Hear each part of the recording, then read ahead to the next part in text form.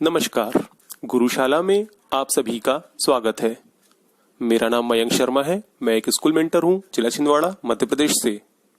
और आज हम अपनी वीडियो सल्तनत काल के भाग 4 सैयद वंश पर चर्चा करेंगे।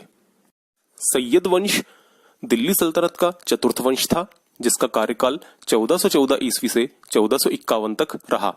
उन्होंने तुगलक वंश के बाद राज्य की स्थापना की।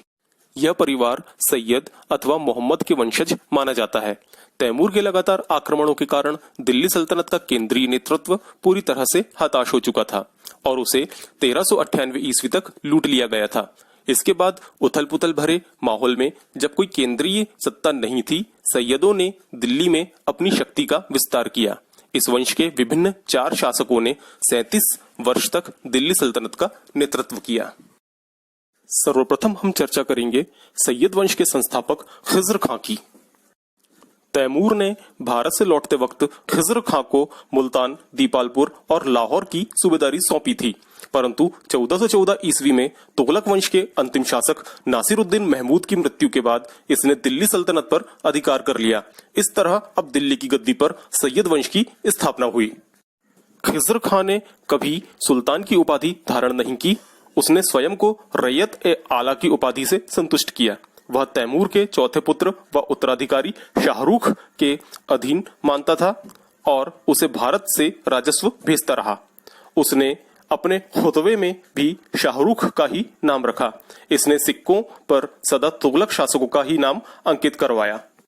इसने मलिक तोहफा अर्थात मलिक उस शर्ख को अपना वजीर नियुक्त किया और उसे ताजुल मुल्क की उपाधि दी।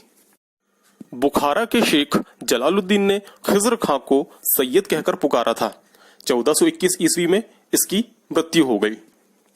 अब हम चर्चा करेंगे सैयद वंश के दूसरे सुल्तान मुबारक शाह की।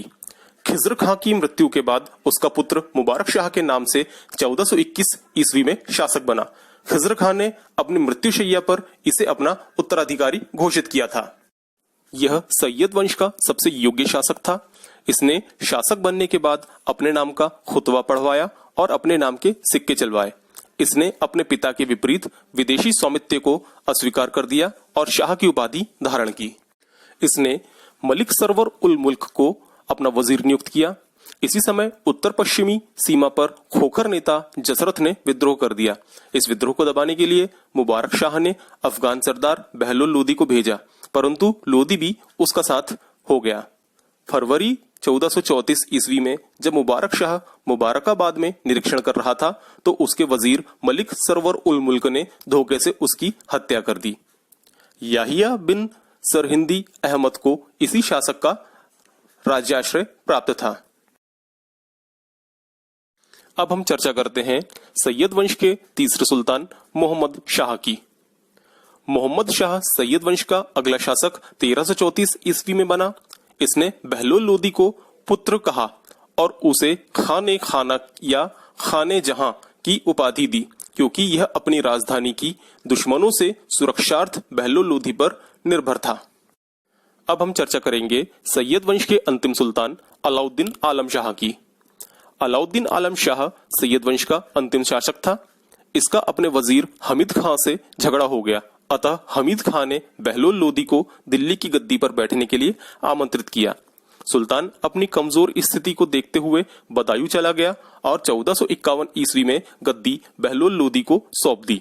इसके बाद वह अपनी मृत्यु तक बदायूं पर ही शासन करता रहा।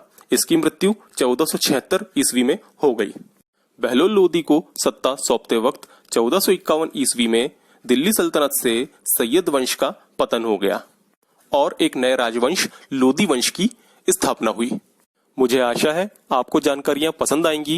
वीडियो के अगले भाग में हम लोदी वंश पर चर्चा करेंगे। तब तक के लिए धन्यवाद।